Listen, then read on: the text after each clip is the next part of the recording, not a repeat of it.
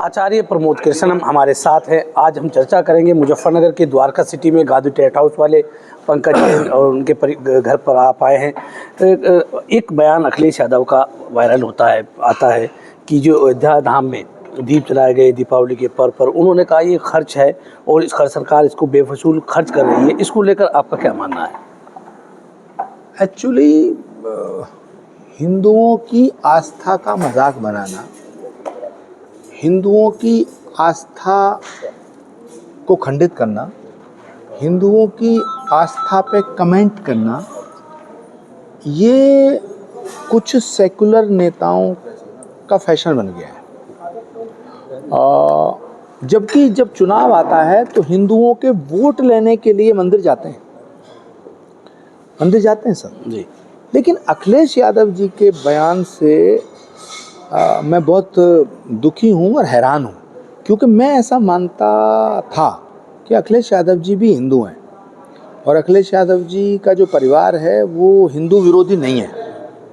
लेकिन इस बयान से मुझे बड़ी ठेस पहुँची है और मुझे ऐसा लग रहा है कि शायद मैं गलत था। अखिलेश यादव जी को दीपावली के पर्व और इस दीपोत्सव की तुलना मोमबत्तियों से नहीं करनी चाहिए। तो आचार्य जी, लेकिन समाजवादी पार्टी का यह कहना है कि उन्होंने सिर्फ इस परिप्रेक्ष्य में इस बयान को कहा अखिलेश यादव ने कि जिस तरह क्रिसमस पर लंबे समय तक रोशनी होती है, अगर हम लाइटों का इस्तेमाल करें, दिए और दीपक का इस्तेमाल ना करें, लाइटें लगाए पूरे उस तरह से, कि समाजवादी पार्टी का उस परिप्रेक्ष्य में कहना था, ना कि धर्म के खिलाफ। देखिए, क्रिसमस को तो हम सब ऑनर करते हैं, क्रिसमस को हम ऑनर करते हैं, ईद का ऑनर करते हैं, रमज़ान और सारी इबादत सबका ऑनर करते हैं। लेकिन हमारे सनातन का अपमान तो मत करो। आप दीपावली को दीपावली रहने दो, आप नवरात्र को नवरात्र रहने दो। अब अगर अखिलेश यादव जी में हिम्मत है तो कह दें कि ये रमज़ान जो रखते हो ये नवरात्र की तरह रख लो।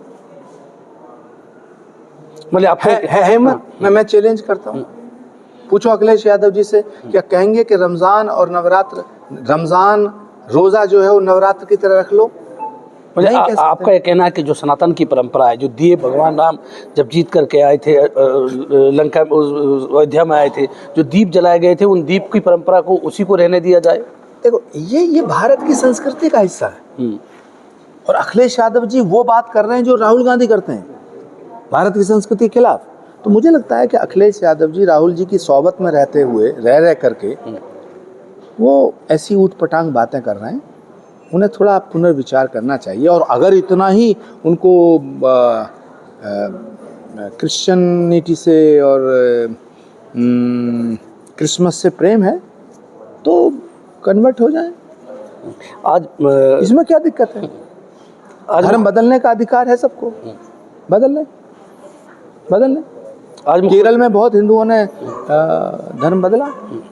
आज मुख्यमंत्री जी का बयान आया, अयोध्या में थे, उन्होंने अखिलेश यादव के इस बयान पर पलटवार किया, कहा कि 500 साल भगवान राम को कैद रखा गया, जिन्होंने राम सेवकों पर गोली चलाई, ऐसे लोग दीपावली के वाले हिंदू धर्म के पर्व से छेड़छाड़ कर रहे हैं। नहीं, मैं तो दूसरी बात कह रहा हूँ। योगी जी ने जो कहा ठीक कहा।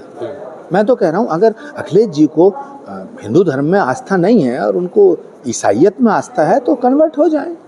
भारत का संविधान तो अलाउ करता है। अभी योगी आदित्यनाथ जी की बात चल रही है। आपने पिछले दिनों एक बयान दिया था कि महाभारत के अर्जुन की तरह योगी आदित्यनाथ हैं, और जियाउर रहमान जो संभल के सांसद हैं समाजवादी पार्टी के, उनकी तुलना रावण से की थी। तो योगी आदित्यनाथ मुख्यमंत्री को आपने अर्जुन बताया महाभारत का?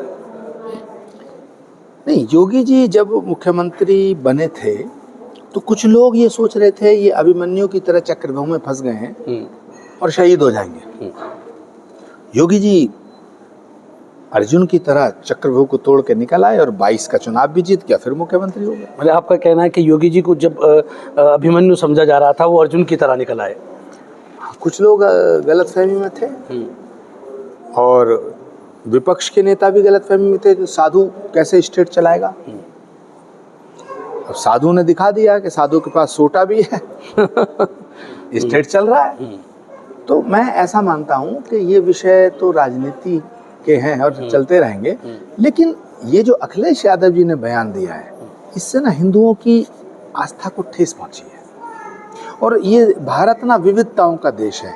यहाँ इधर मस्जिदें हैं, उधर हैं शिवालय, इधर मस्जिदें हैं, उधर हैं शिवालय, जहाँ मुतमई हो वहीं सर झुका ले, ये वो देश है। तो अगर अखिलेश जी को इतना अच्छा लगता है क्रिसमस, तो धर्म बदल रहे हैं। आप आचार्य हैं, लेकिन राजनीति में भी आपका पूरा रहता है। बिहार विधानसभा चुनाव में क्या लगता है? अखिलेश जी धर्म बदल रहे हैं, नाम रखना अखिलेश जी की तरह अल्बर्ट रख लें अपना नाम, अल्बर्ट पिंटो।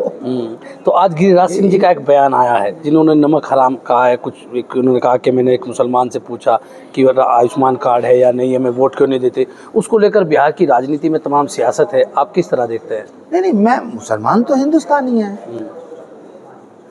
मैं कौन होता हूँ ये कहने वाला कि ये देश मुसलमानों का नहीं है? इस देश के लिए मुसलमानों ने कुर्बानी दी है, अशफाकुल्लाह ने कुर्बानी दी, वीर अब्दुल रज़ीक़ ने कुर्बानी दी। इस देश के लिए मुसलमानों ने कुर्बानी दी।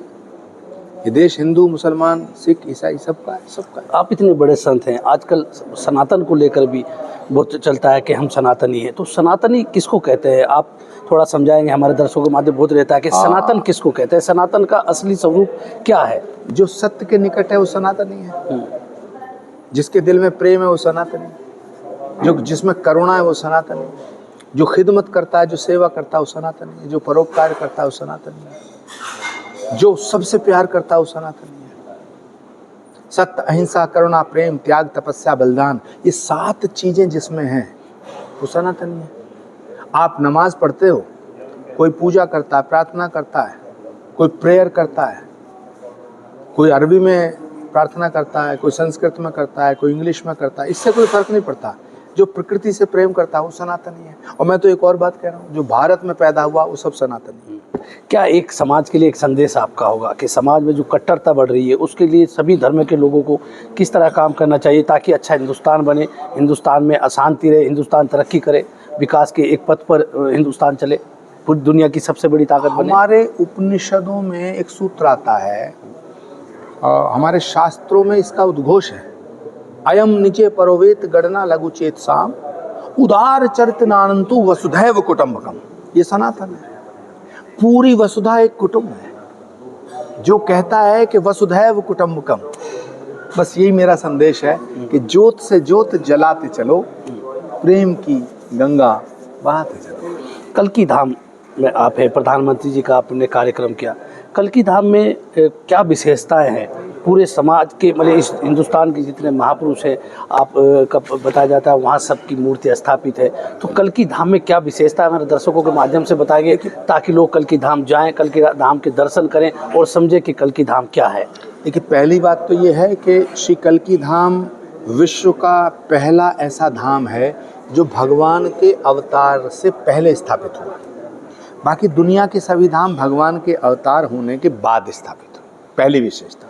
दूसरी विशेषता यह है कि पूरे भारत में एक जगह पर भगवान विष्णु के 10 अवतारों के 10 अलग अलग गर्भगृह कहीं नहीं है। श्री कल्कि धाम में एक ही स्थान पर भगवान विष्णु के 10 अवतारों के 10 अलग अलग गर्भगृह एक स्थान पर।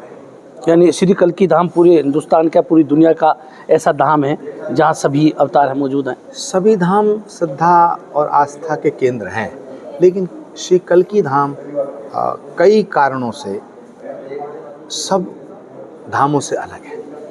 और भगवान के होने वाले अवतार का धाम श्री कल्कि धाम, जिसका उल्लेख पुराणों में है, ये अद्भुत धाम बन रहा है, अभी निर्माणाधीन है। हमारा प्रयास है कि 2029 से पहले वो पूर्ण हो। हमारी कामना है, भगवान की कृपा हुई तो हम 2029 से पहले कोशिश कर रहे हैं कि भगवान श्री कल्कि का धाम बन के तैयार हो जाए। लेकिन कल्कि धाम का जो गर्भगृह है वो बहुत विशाल है। भारत में मुझे नहीं लगता कि इतना बड़ा गर्भगृह कहीं और है। कितना बड़ा गर्भगृह है? 4.5 एकड़ में सिर्फ गर्भगृह है। 4.5 एकड़ में श्री कल्कि धाम का गर्भगृह है। श्री कल्कि धाम के शिखर की ऊंचाई 171 फीट है। श्री कल्कि धाम के मंडपों की ऊंचाई 81 फीट, 72 फीट और 54 फीट है। और श्री कल्कि धाम का धरती से ऊपर जो चबूतरा है, जिसे प्लिंथ कहते हैं, वो 12.6 फीट है। तो 12.5, एक ये भी 9 अंक बना, 2 1 3 6 9, 54 फीट 5 4 9, 72 फीट 7 2 9, 8 1 8, 171 फीट 7 1 8 9, ये 9 अंकों में है। और 4.5 एकड़ 459, तो किधर से भी लगाओ श्री कल्की धाम 9 अंक में सिमटा हुआ है। और ये विश्व का एक सनातन का केंद्र बनेगा। इसमें सनातन के जो 7 स्तंभ हैं, 7 पिलर ऑफ सनातन, उसमें एक बलिदान जो हमारा पिलर है, जो सनातन के सिरमौर हैं गुरु गोविंद सिंह जी महाराज, जिन्होंने सनातन की रक्षा के लिए बलिदान दिया, अहिंसा के रूप में भगवान महावीर, इन सब का उसी तरह ससम्मान उनकी स्थापना की जाएगी। जिस तरह महर्षि वाल्मीकि भी वहाँ हैं। महर्षि वाल्मीकि भी हैं। भगवान श्री राम जन्मभूमि के मंदिर में जिस तरह पूरा विश्व जुड़ा, उसी तरह श्री कल्की धाम पूरे विश्व का धाम है, सनातन को दिशा देने वाला धाम है, सनातन का केंद्र के रूप में स्थापित होगा, ऐसा सभी संत महात्माओं ने कहा है। हमारा प्रयास है कि इसको और भव्य और दिव्य बनाया जाए, और आपके माध्यम से मैं पूरी दुनिया के सभी सनातन प्रेमियों को दीपावली की शुभकामनाएं देते हुए उन्हें श्री कल्की धाम आने का निमंत्रण। हाँ, मैं वही पूछना चाहता कि श्री कल्की धाम लोग आए, उसके लिए क्या आपकी तरफ से एक संदेश होगा? अभी श्री कल्की धाम का निर्माण चल रहा है। मैं पूरी दुनिया के सनातन प्रेमियों से आग्रह करना चाहता हूँ कि एक बार उस भूमि पर आएँ जिस धरा पर बैठकर भारत के यशस्वी प्रधानमंत्री आदरणीय नरेंद्र मोदी जी ने अपने हाथों से श्री कल्की धाम का शिलान्यास किया। आप भी एक पत्थर की एक शिला अपने हाथों से श्री कल्की धाम की बुनियाद में रखने की कृपा करें, अपने जीवन को धन्य करें। मेरी प्रार्थना है एक बार उस धरती पर आएँ जहाँ भगवान आएगा। तो गांधी परिवार के आप मौजूद हैं, द्वारका सिटी में हैं, इसके लिए क्या आप कहेंगे?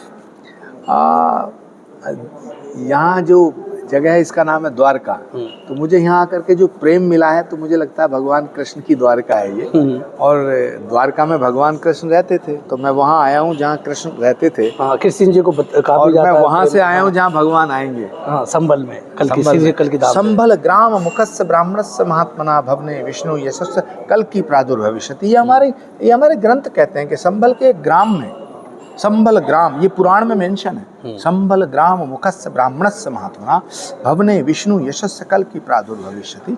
विष्णु यश नाम के ब्राह्मण के भवन में, भवने विष्णु यशस्य कल्की प्रादुर्भविष्यति, भगवान का अंतिम अवतार होगा। और हम उस अवतार को पुकार रहे हैं। हम तो कहते हैं तूने द्वापर में वादा किया था कि कलयुग में संभल में आऊँगा, जब बढ़ने लगेगा अंधेरा आके धरती पे उसको मिटाऊंगा। तो मुझे लगता है कि भगवान कल्की के अवतार लेने का समय आ चुका है। तो इसीलिए आप श्री कल्की धाम को तैयार कर रहे हैं। डेफिनेटली हमारी आस्था का केंद्र है। तो ये था आचार्य प्रमोद केशव, जिन्होंने हमसे बातचीत की। धन्यवाद।